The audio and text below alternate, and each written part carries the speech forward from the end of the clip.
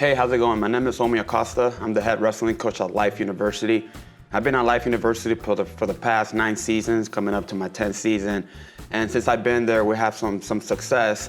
And we're gonna talk about that today. We're gonna talk about how to build a championship culture on limited resources. The first thing, when we're talking about building a culture, starting with a dream, I remember back in 2016 when I went and interviewed with my AD, Jamie Pendergast, and all the people that we had in the hiring committee to talk about what LifeU could do and what we could be as a team. And I was just a young coach, 25 years old, with a big dream to compete for NAIA championship.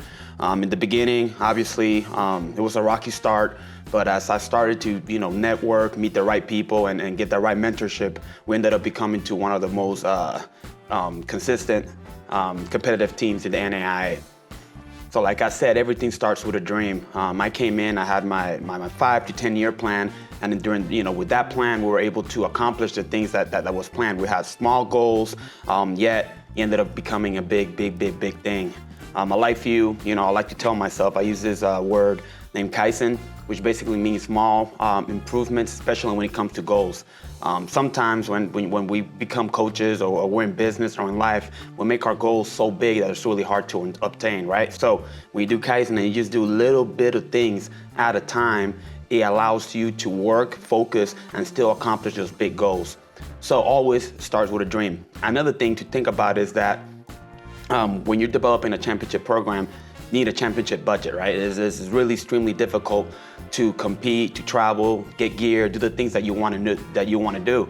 So you got to make sure that your institution, your university is right behind you, your advancement department is behind you, supporting and sharing those goals that you have to make sure that you're able to compete, you're able to travel, you're able to get the gears that you want, you're able to get the wrestling mats, the equipment that are needed to successfully run a wrestling program. Because we all know that wrestling is not just coaching a single leg or a wrestling move. It's more than that. You have to be a CEO and you have to find different ways to create revenue for your program. When I first started, I found any help that I could. I found alumni, volunteers, parents, wrestlers that wanted to be part of that vision that we had at LifeU Wrestling. It was difficult in the beginning to do, but as you start to grow and people notice that your program is doing good, it's changing lives. People are going to want to donate. People are going to want to be part of the program. And now I'm in the point in my life where a lot of the things that we did, or the groundwork that we did, 8-7 years ago, now we finally get into coming to fruition when it comes to fundraising, camps, and all those other things. Fundraising is about belief, not just budget. Make sure you make an environment of giving. I think that's something that I learned, while I was a student athlete at Grandview. We always, I remember Coach Mitchell, brought us in for the 10-year reunion, and he made us weight.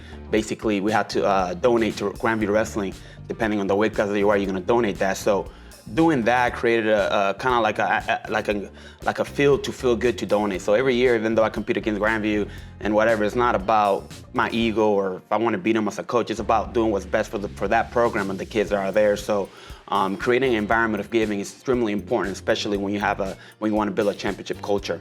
Every dollar that you make counts, and every dollar that you spend also counts. One thing that I noticed is that for you to be successful, it can't be just me. I know in 2021, when we first started wrestling at LifeU, I didn't have a full-time assistant. I didn't get a full-time assistant, I think, until we competed for our first NAIA championship, and after that, the school decided that I needed a full-time assistant. I finally got him, but in the beginning, before that, I was fundraising to be able to pay part-time coaches, to get people involved on the team. So right now, we have a great staff of part-time coaches that'll have outside jobs that come in and work out and mentor our guys. Because to build a championship program, you can't do it on your own. You need help. You need to be able to give people tasks. You got to be able to do different things. So just doing things on your own is not the best thing. So delegating is one of the most important things that I have noticed that have helped me. So, like I said, fundraising starts with a dream, and the dream starts, by you making a decision every day that you want to do what's best for the program on and off the mat, and knowing that your hard work will come down the road. You just have to make sure you put your head down and go to work. Like I said, it starts with a dream. Fundraising starts with a dream. Having a program starts with a dream. When I first got to LifeU, we didn't have a vision, we didn't have a mission, we didn't know what we wanted.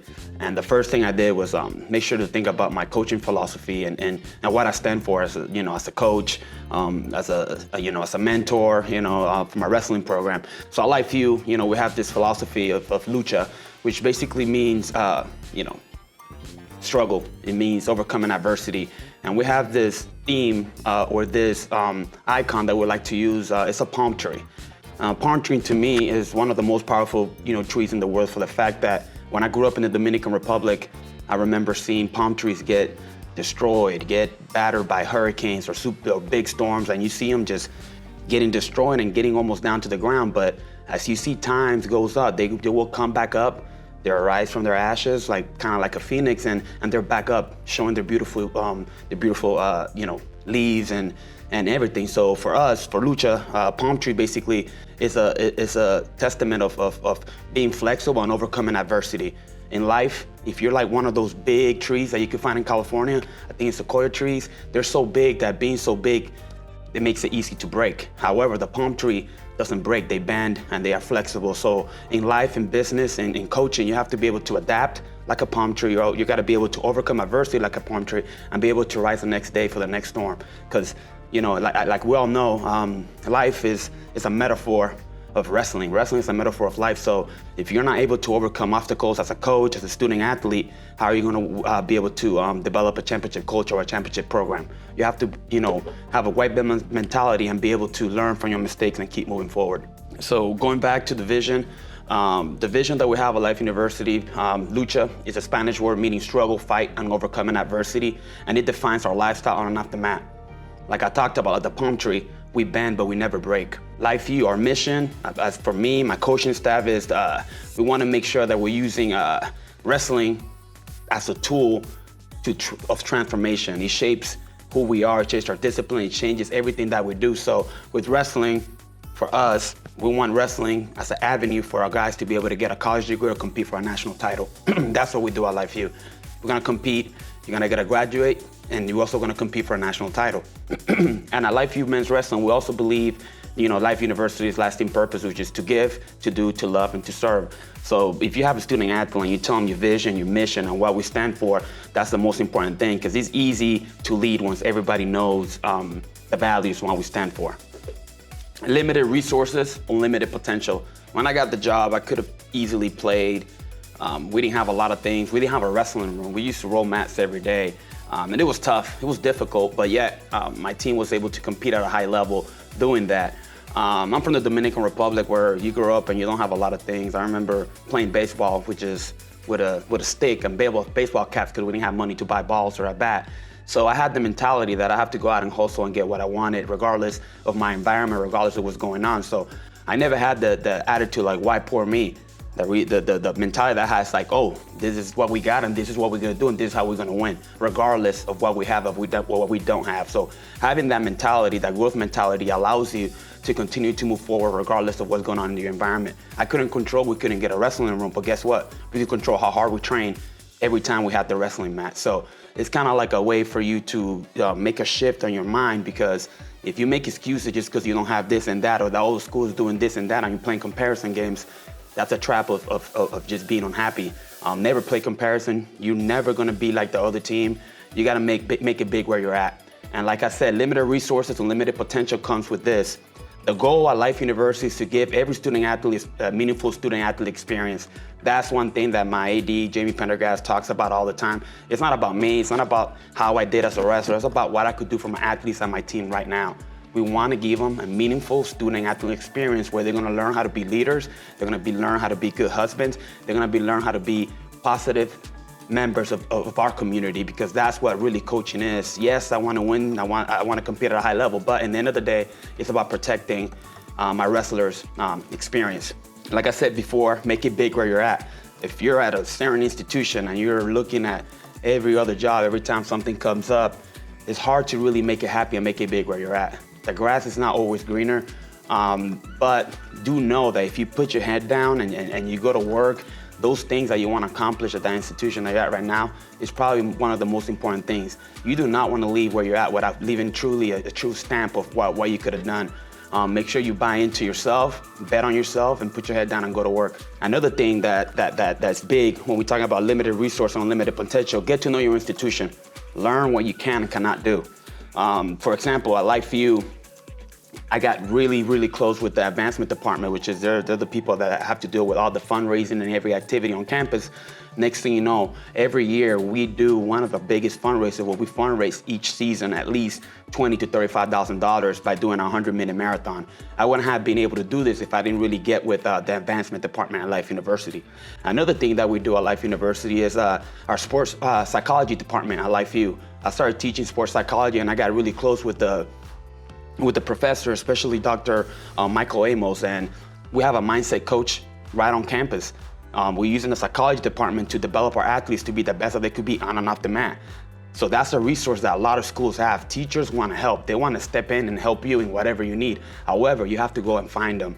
And having the ability to have the nutrition department, the psychology department, even the business department work with us in different types of the program makes it easier on the head coach. We could delegate different things to them, and that's how you truly develop a championship program with limited resources. See what you got in your institution. Ask questions. There's no such thing as a dumb question. Another thing, you have to be able to be creative. If you're not creative, you're not gonna be able to evolve. You gotta be able to ask. You gotta be able to fail. If you do fail forward. Ask questions, talk to your administrators, talk to your previous coaches and see what are they doing that they're being great. One thing about me, I like to say I'm the biggest copycat. If I see something that I like and I think I could possibly do it at LifeView, I'm gonna go ask questions. I'm gonna see why that coach is doing that so I could figure it out, so I could see and try it if it works for me. Maximizing campus resources. Before we have funding, we find a solution. So once again, before we have funding, we'll find a solution. I'm all about finding solutions. My AD wants people that are able to operate at a high level and find solutions instead of making excuses. And that's what success really is. Waking up every day, regardless of how you feel, and doing it anyway. Like Coach Millboy says, do it anyway. Another thing that you can maximize campus resources by running camps, clinics, partnering with Team Georgia or whatever the governing body of wrestling is in your state, and getting closer and then really get to know them. And you're able to run tournaments, run camps, run a whole bunch of different things. And every time you do that, you're creating revenue and you're creating a brand for your wrestling program. Make sure to build a relationship across campus. In student life, facilities, marketing, every department. Most universities have different departments that you could rely on and ask them questions, especially the marketing department. If you want to get some cool graphics and you're struggling with that, go ask them a question. Hey, how you guys do this or that? There's a lot of things that you could do with the departments you got in university. You got to make sure you maximize your campus resources because it'll save you a lot of money in the long run. Another thing that I found that has helped me tremendously is being able to use student athletes that either got hurt, injured, and being able to transform them into coaches. One of the main things that I do at LifeView, when I figure out that one of my wrestlers wants to be a coach, I want to equip them with the tools that they need to be able to become a coach either in high school or in the college level. How do I do that? Well, I do them by introducing them to coaching right away. I make sure they're involved. I make sure they know that we care about them. Even if they can't wrestle on the mat, I care about their success as a human being and their aspiration of being a coach. And there's nothing more beautiful than when you have guys on your team that tell you, hey coach, I want to get into college coaching or high school coaching. This is what we need. Our sport is slowly getting smaller and smaller, and we need to give more opportunities for coaches and for development. And my job as a coach is to equip the next generation of wrestlers that go through Life University to either be involved with coaching or get into officiating. That's one of the main things that I do as my guys transition out. I want to make sure they stay in the sport, not just because of Life University, but because we need it as a whole. Lastly, hustle creates opportunities before budget does. Hustle, that's one of the most important things. When I first got the job, I was 25, single, I didn't have nothing going on, so all I did was freaking hustle. All I did was wake up, recruit, fundraise. I was a madman, and now I'm finally, I'm reaping some of the benefits that started, 8-10 years ago, right? But it all started with my hustle, my mentality, waking up every day and putting my best foot forward, regardless of how I felt, every day. Another thing, when it comes down to developing a championship culture, is leading with purpose. When you lead with purpose, a lot of things get more clear, you get more clarity. If you're leading blind, how are you gonna be a leader if you're leading blind? Where are you gonna take your followers if you don't really know where you're going, right? So we gotta make sure that everybody leads It doesn't matter your age group. You could have a freshman coming in or a senior. It doesn't matter. Leadership doesn't have an age. However, leadership is a daily example. I like to say that I practice what I preach. I try to live the right lifestyle, trying to be competitive in everything that I do. And guess what? My guy sees me in the room, they know that I mean business. They know that I'm putting my best foot forward and I'm trying my effort to be the best coach I could be for them. So I expect the same thing from them. So practicing what you preach is extremely important when it comes to developing a good culture of leaders. Another thing that a lot of people don't talk about is followership. That matters as much as being a leader. If you're not a good follower, how are you going to be able to be led to compete for something you never had before? A lot of us get caught on the word leadership, but we forget that there's followers too. And we also got to make sure we equip our leaders to have those followers compete at a high level or finish the task at hand. Being a good follower doesn't mean, obviously there's a dark side of leadership. Like if somebody's a bad leader and is doing bad things and obviously they get some bad people to go follow him, that's not what I'm talking about. I'm talking about leaders that lead and followers that hold their leaders accountable and push them to be the best that they could be. It's a two-way street, and I make sure at Life University, everybody knows their place, the leaders know that they're leading, and the followers know how to follow. And they also know if they're following someone that's doing something that's not lucha, they're gonna go to the leader and tell them, hey man, that's not what we do here. And that's the type of environment that creates a championship culture, because once he gets going, it naturally happens. Accountability over talent. I like you. One thing that we make sure we do is, I got a lot older and a lot smarter. When I first got the job at LifeView, I wanted to win at all costs. I'm a competitor. I took some kids that I probably shouldn't have, but I ended up changing their lives and they became good people through the sport of wrestling. Now I'm to the point where I want to recruit kids that want to do it the right way. Kids that elevate me, kids that make me want to love wrestling and love coaching as a whole, right? I had kids that make me want to quit wrestling, that I don't want to no longer coach, right? However, I can't let a couple bad apples ruin what I want to do for the rest of my team, the next generation of LifeView wrestlers. So now I'm recruiting a lot smarter. I'm recruiting kids that want to do it the right way, kids that truly, truly love wrestling. And that's something that we ask every recruit when we recruit them. Do you love wrestling? If they come up with an excuse or something, I'm doing wrestling because of this or that, we don't want them. I want to recruit mission fit athletes that are going to come in and compete at a high level, and they love wrestling and have really good grades. And with that comes accountability. At LifeView, we have a 3-strike policy. We develop man, not dependence. Once again, we develop man, not dependence. If you wrestle through Life University and you don't know how to show up to work on time, you don't know how to be a good leader, and we didn't equip you with those things, I failed as a coach. So I got to make sure that I hold my guys accountable. I love them, but they know there's accountability there. The standards are enforced and they're not suggested. These are the standards that we have, and this is what we're looking for. Maximize the mission, right? So lucha means do more with less. That's something that I always thought about. Same thing we're resourceful, not restricted. I always find a way, I always figure it out. And also, some people don't have this, but seeing adversity as an advantage or as a challenge rather than something bad is something that I have developed through time, that like when something's really difficult and it's something really tough and it's something hard to deal with, I actually rise to the occasion. I tell myself a couple positive things and let's go, it's go time. Adversity just, creates pressure, and pressure creates diamonds, and that's what we do at LifeView. Culture starts with recruiting. Earlier, we're talking about the 3-strike policy and what we do.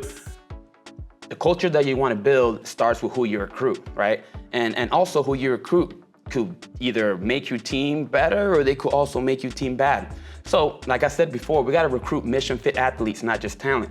Just because you're a state champ or a couple times state placer doesn't mean you're gonna come wrestle at LifeView. You have to have the standard. You have to have good grades, you have to compete at a high level, and you have to make sure that you love wrestling. If you don't love wrestling and those things don't match, we're not gonna wanna recruit you. I look for guys that remind me of this. I start doing jiu-jitsu probably in January, and I learned one of the most valuable lessons I have learned as a 36-year-old man is to have a white belt mentality, which means that you can learn from anybody. And having a white belt mentality means that you're humble, hungry, and coachable. And that's one thing that I really enjoy, that I'm trying to bring to my team right now. Leadership doesn't have an age. Having a white belt mentality or growth mindset, what we like to call, is one of the best attributes that you could look for in a student athlete. Because if they come in and they know they're gonna put in the work, they know they're gonna fail sometimes, but they continue to grow and move forward as people and wrestlers, that's what we want. Because skill without character is a culture of risk. We don't want to do that. We want guys who live our values. And the values that we talk about at Life University as care, commit, compete, consistency, and compassion. Those are non-negotiable traits that make you a great human being and also a great wrestler. I know we were talking about student athletes and everything, so now we're gonna talk a little bit about staff, your coaching staff. Number one thing, coach buy-in is non-negotiable. If you're a LifeU coach, you need to buy in fully to what we do and the values that we want to do. Number one, because I have to trust you. And having that trust that if I'm not around and you're still preaching the same things that we're preaching as a team, is extremely important. You don't want to have a coach that has his own agenda and goes in the wrestling room or in the community and he's wearing your university shirt walking around. You got to hold coaches accountable just how you hold your student athletes accountable.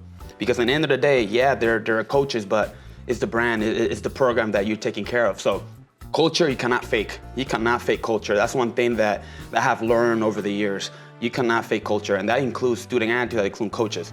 People have to be bought in. If you don't buy in, it's gonna be hard to accomplish those goals. So we have to make sure we have buy-in from coaching and everybody. Another thing too, get buy-in from your administration. If your administration is not bought in your program, it's gonna be really hard to compete. It's gonna be really hard to win. So you gotta make sure that everybody in the community is bought into your program.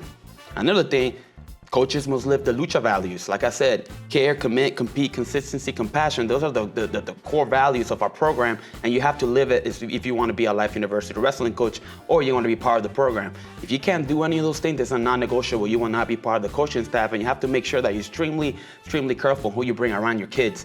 Because college wrestling, from a kid from 18 to 22 years old or whatever, that's the most important time for a young adult to learn how to be a better human being. And if we got guys or coaches that just come in to wrestle live and get out and not really pouring into those guys, you don't need those type of people in your program. You want people that are gonna elevate you, elevate your wrestlers, and elevate your program as a whole. Model the standard every day. Like I said, practice what you preach, make sure your coaches are doing the same. It's easy to tell somebody go do something, yet you're sitting at home eating, hot Cheetos. No, that's not how it works. You have to make sure you're living the right lifestyle. Make sure you're eating right. Make sure if you guys see you and they see you while you're eating, what you're putting in your body, it's good for them. We're never gonna go eat fast food. We're not gonna put bad things in our body because we practice what you preach. If you see me eating Twinkies all the time, what you think your wrestlers are gonna do? They're gonna eat Twinkies all the time. So you gotta make sure you stay away from having those horrible habits, especially around your wrestlers. Or you fake it till you make it. Don't do any of that stuff around your wrestlers. But just make sure you live the right lifestyle, and when it's in front of them, do everything right so that they could create that buy-in, and those guys are gonna be respecting and you're gonna hold them accountable. They call you accountable too. Speak in one voice. All coaches, like I said, we all have the same message. This is what we do here at LifeU. This is how we communicate. Have one voice. Make sure the whole coaching staff is aware of what's going on. I like to have coaches meeting at least once a week during the season, just so we could debrief, we could talk about how we could get better. Because a lot of the times, sometimes I get to the point that I want to see what other people see in the program that I don't see. I've been coaching, for a little bit already, and having multiple eyes, getting a different pulse of the team and the culture is great to know and also great to have. Another thing, consistency builds trust and buy-in. If we're consistent on how we behave, or our value behaviors as coaches, that's gonna create buy-in, that's gonna build trust, that's gonna create a culture where our team is gonna be self-motivated to compete for something they never had before. One thing that I have noticed with building a program is make sure people know your story. Let the community know who you are. The first thing I did when I got the job at LifeU was start an Instagram, and now if you look, we have over 11,000 followers. It starts by posting every day, giving people updates. Use social media to showcase your values, not just results. I know people want to say win and losses and everything, but social media is such a powerful tool. We'll use it to recruit. We'll use it to fundraise. We'll use it to do camps. There's so many things that you could do with social media nowadays, and if you're not evolving with the time, following what people in this age group, how they want to be recruited and how they're talking to you, it's gonna be hard to win. You gotta make sure you adapt, you evolve with what's going on around the world. And right now, social media is the #1 way that we recruit at Life University. Make sure while you're doing that, you create short videos. Make sure you put practice, you talk about culture, you talk about leadership, maybe get yourself talking about a motivational speech. And I know sometimes getting in front of a camera is not the best thing. I don't like it, right? But it's a thing that has to be done. The reason why it's doing it because I want people to understand who we are. And imagine if a random person is scrolling through social media, they see your message or they see you talking to your wrestler, next thing you know, you just earn a fan and possibly donor. So you gotta make sure you're using your social media as much as you can. That's the #1 tool that you could use as a coach. Another thing that you could do is, highlight your athletes as people, right? A lot of people just want to post wrestling, which is cool, but how about you do like an interview and find out what this guy likes to do? You know, maybe interview him, see what he could do, or maybe take him, you know, back to his hometown and talk about what's his experience here, life view. Yes, wrestling is awesome, but we're also people. There's a lot of people out there that wrestle and have other hobbies or other interests that we could dive in and really get to know them as people, and I think that will also create more buy-in. Be consistent with your content. Because if you're consistent with your content, you're gonna build trust and you're gonna build an identity. For example, like if you see Lucha anywhere, they know that's connected to Life University, and we're a small NAIA school outside of Atlanta. But yet, a lot of people in the wrestling world like to know what Lucha is. And they ask me, hey, Omi, what Lucha means? I see this all the time. I'm like, hey, it just means overcoming adversity. And that's something that could create an identity, that's something that could create something that's long while, something that's gonna last forever. Lastly, let your community see who you are and what you believe in and why it matters. A life view, we want to compete for national titles and graduate. That's what we do. And anytime I'm in the community, when I'm making a video, I make sure I go back to the same points.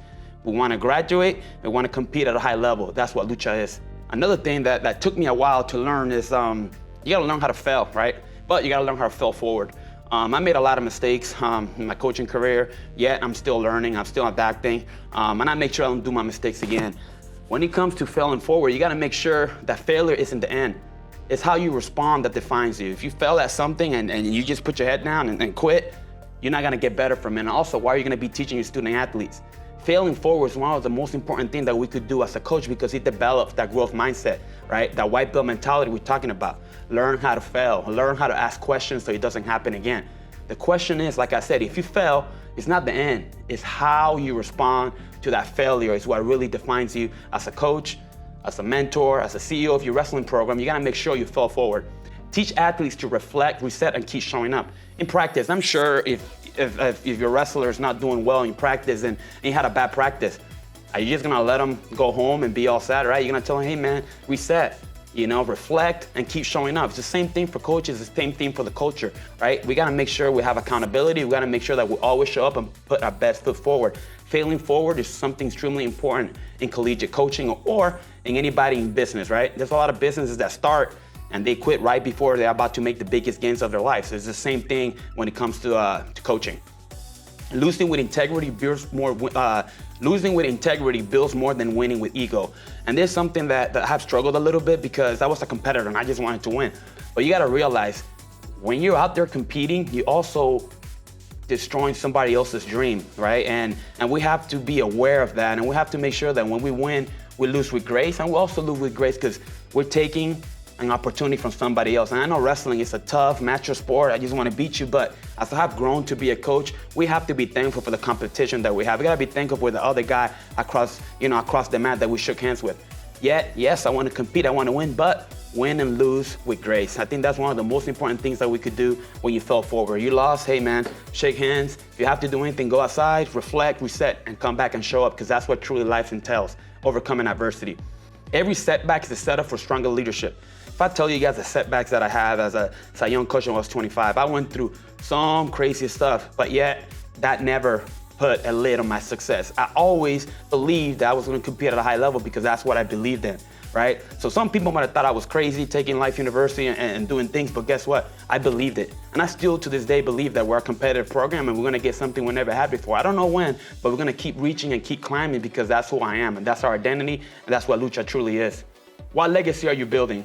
There's something that as a coach, I think about all the time and this is hard to talk about because like I said before, in the beginning, I had a finite game, right? Meaning that there's two types of games when it comes to wrestling or in life. There's a finite game, right? Which is about winning right now, or there's the infinite game. That's something that lasts worthwhile, right? So the question is, are you chasing trophies or transformation? Right now in my career where I'm at, I want to play the infinite game because I want to build a legacy that could go on and on and on even before I die. I want Life Wrestling to be on the map. I want Life Wrestling to develop good men. I want Life Wrestling to be something great. I don't want us to just be known as a competitive wrestling program. Yes, we want to win, but we're going to win the right way. I want to transform lives through the sport of wrestling. When you play the finite game, meaning that it's about winning now, you forget about the student-athlete experience. Yes, you want to win and you want to do this, but you're forgetting why we do college sports. We do it to develop men to be better people, and that's what we do at Life University. So you got to make sure as a coach, you got to know what game you want to play. You want to play the long game, or you want to play the game that's right now? So you got to make sure that when you're playing this game, the finite game, yes, you might get results right now, but what are you doing with it, right? When you're having the infinite game, right, you could get legacy, right? You could also get championships, but you're gonna have development. You're gonna have a bigger thing because you're gonna care about the values to get to where you want to be. So make sure you have a clear task with the goals that you have and which game you're playing. Are you chasing trophies or are you chasing transformation? So that's one thing to make sure you're aware. Build something that they'll carry for life, not just in season, right? I want my guys to learn and have the tools they need to be successful leaders after wrestling is over. Wrestling, especially in small college, is gonna be taken away from everybody, right? Not everybody's gonna be able to go continue wrestle to Olympics and all that stuff, right? So we gotta make sure we equip them with things that they'll carry for the rest of their lives. The lessons and the message that we share have to be extremely important. Because for example, for me, when I wrestled, my coach used to talk to us every day, before and after practice. And to this day, I remember most of his speeches that he did. And that's something powerful. That's something that I still have to this day. That's something that I'll cherish, that Coach Nick Mitchell did that every day. And now that I'm a coach, I try to speak to my guys, I'm trying to speak love to them. I'm trying to speak different things so they know that I truly care about them beyond winning and losing. Lucha is an infinite mindset. Lucha is an infinite mindset because it's a brand, it's what we are, and I know it's a legacy that's gonna last forever, and that's what I'm chasing. I'm not chasing a national title, I'm chasing something meaningful that's gonna last forever. First, I wanna say thank you. You're taking the first step to be great. You're watching this video, and I hope this is really meaningful and something that you guys can use. To me, the more videos, the more information, the more I read, it makes me a better coach. So thank you for the opportunity to be here, and I hope you guys have a great season. Lucha.